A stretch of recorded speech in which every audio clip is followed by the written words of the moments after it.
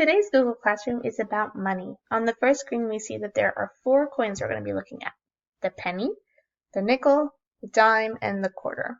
So my first 4 screens here, I have each of the coins and I have to identify them. So my first one is a penny, which is worth 1 cent. I'm going to take this star right here, I'm going to click on it and drag it over top of all the pennies that I see. Just like that. Then when I run out of stars, I know there's no pennies left, and I can also see there are no pennies left. Then I'm going to go on to nickel, which is worth 5 cents, dime, which is worth 10, and quarter, which is worth 25. So you're just telling me where those coins are on the screen. Then we move on to our counting coins.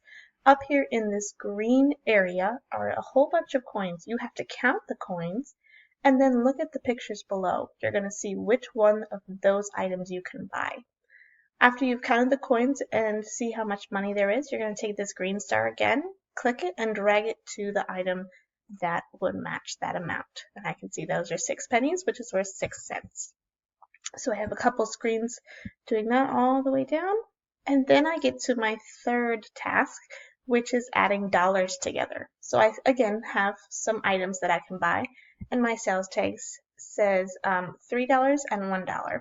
And then over here, I went ahead and did an addition sentence for you, $3 plus $1, and then you have to tell me how much that's worth.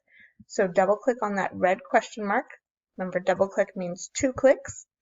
And I'm going to highlight that red question mark. It turns blue, and that shows me that I can type now, and I know that 3 plus 1 is 4.